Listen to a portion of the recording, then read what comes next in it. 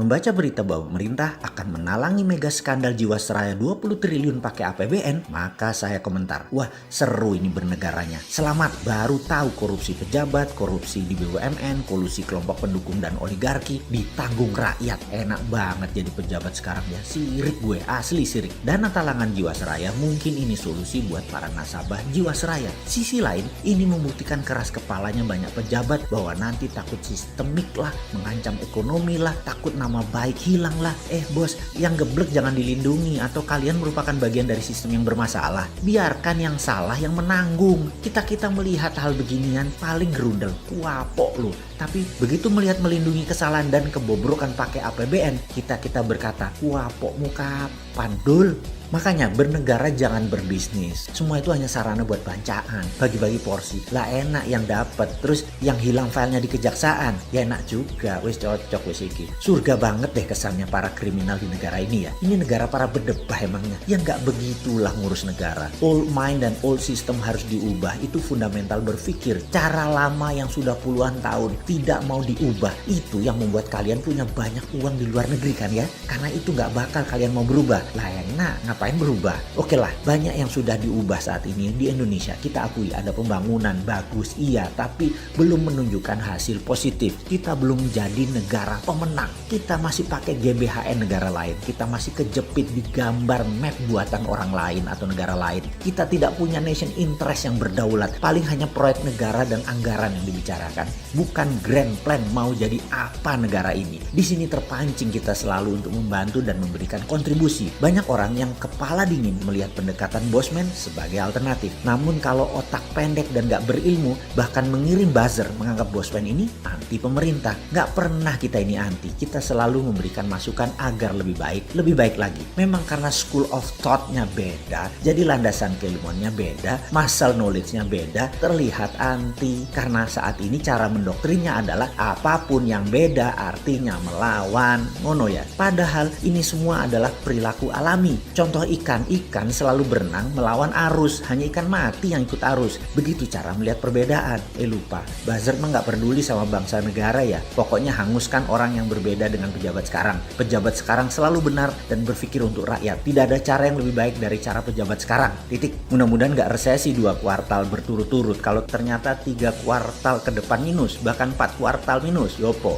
Gampang. Bangun narasi. Narasi pejabat tidak pernah salah. Yang salah orang yang beda pendapat. Aman kalau begitu. Sudah punya narasi-narasi doktrin ya. Para buzzer kan ada mastermind-nya. Ya alhamdulillah aman kalau kayak gitu. Silahkan. Kalau udah punya narasinya lanjutkan. Selamat kalian aman di atas sana. Aman. Kebetulan rakyat sekarang memang cuma butuh narasi kok. Silahkan lanjutkan bos. Kalau kita bagaimana? Ya kalau kita mah terus membangun Karsa dan mengingatkan bersuara versi kita membela NKRI. Gak didengeri, syukur. Dipakai alhamdulillah. Ini semua untuk Indonesia menang. Kita kembali mengingatkan sejarah. Sejarah yang mengingatkan bahwa Nusantara ditakdirkan jadi global player sejak lahir. Sekarang sayang, kita belum melihat rencana ke depan kita sebagai global player. Masih tarkam, masih antar kampung. Globalnya masih nyender sama superpower. Sayang banget deh. Sekali lagi, sangat disayangkan pengelolaan negara, pejabat negara, dan politikus melihat negara Indonesia tanpa wawasan sejarah. Tanpa paham kekuatan geoekonomi, yaitu kekuatan geografi untuk keuntungan ekonomi. Tidak memainkan geopolitik, yaitu kekuatan geografi untuk keunggulan politik bernegara. Dan pastinya tidak punya geostrategi. Memanfaatkan kekuatan geografi untuk faktor penekan bernegara. Intinya saat ini bagaimana membagi-bagi APBN doang otaknya. Membuat peraturan yang sedikit menguntungkan rakyat. Rakyat hanyalah sapi yang diperes-peres susunya tapi nggak dikawin-kawin. Nikahnya pejabat itu setelah menjadi pejabat bukan dengan rakyat tapi dengan oligarki, dengan kelompoknya dan dengan politikus penguasa Senayan. Ngono ya?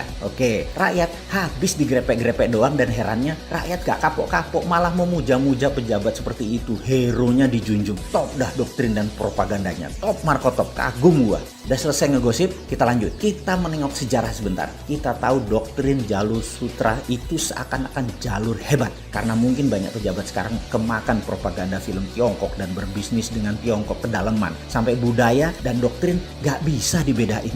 Jalur sutra di abad pertengahan mendadak jalurnya sepi. Kota-kota Eropa Timur dan Asia Barat yang tadinya jalur ekonomi mati hanya kurang dari 50 tahun. 50 tahun dari apa? Dari majunya dunia maritim perkapalan di abad 14 dan 15 sehingga pada perjanjian Zaragoza dunia dibagi oleh dua raja laut, Portugis di sisi timur, Spanyol di sisi barat. Ini kayak kita sekarang Tiongkok Amerika lah kira-kira ya. Spanyol ke Amerika Utara Selatan, Portugis ke India sampai timur jauh yaitu Nusantara. Jalur sutra kalau dengan jalur maritim atau maritim lain tersebut beda.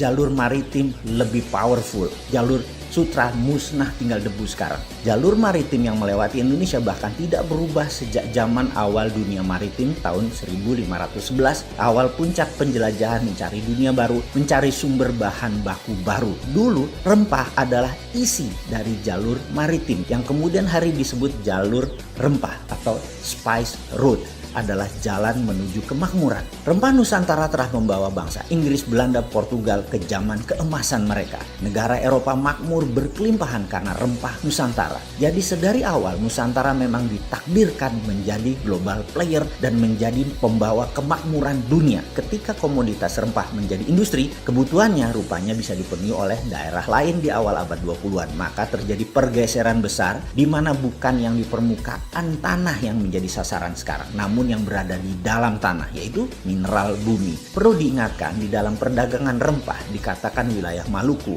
wilayah Pulau Run misalnya. Jangan bayangkan kekuatan militer yang berkuasa. Sejak awal Bulognya Maluku sudah berdiri, namanya Untatang, yang membagi rata petani dan deal dengan pihak asing. Pedagang Arab, pedagang Tiongkok, sampai Portugis, Inggris adalah Untatang ini. Baru ketika Belanda kemaru, greedy dan tamak, mereka membuang 15.000 penduduk wilayah penghasil pala tersebut, tinggal tersisa 1000-an dan ada banyak pembunuhan terjadi. Ini namanya perampokan atau state sponsor terrorism. Hasilnya diambil habis-habisan sampai jatuh nilai pala tadi, namun Belanda sudah kaya raya. VOC tepatnya kaya raya. Terus bergilir, kemudian masuklah ke komoditi lain yaitu karet, teh, kopi, coklat. Kemudian bahan baku tersebut semua akhirnya dikuasai oleh VOC. Apa pelajaran yang bisa ditangkap kali ini? Ingat, pelajaran bukan okupansi militer sejak awal, tetapi okupansi ekonomi. Jadi bagi saya bullshit bekerja sama dengan Tiongkok dan IMF itu. Itu bullshit besar. Foreign direct investment yang ada di otak pejabat adalah pemahaman anak bangsa yang otaknya sudah terpesona oleh globalis. Ini sebenarnya penjajahan sama seperti VOC di awal masuk selama 200 tahun sampai akhir tahun 1900-an kira-kira. Di saat dunia bergeser jauh di mana rempah bukan lagi primadona tapi sumber di dalam bumi yang jadi primadona seperti minyak, gas, batu bara dan mineral lainnya. Jadi sekedar mengingat, apapun perusahaan asing masuk ke Indonesia menggarap, mengambil, mengelola isi bumi Indonesia, itu penjajahan.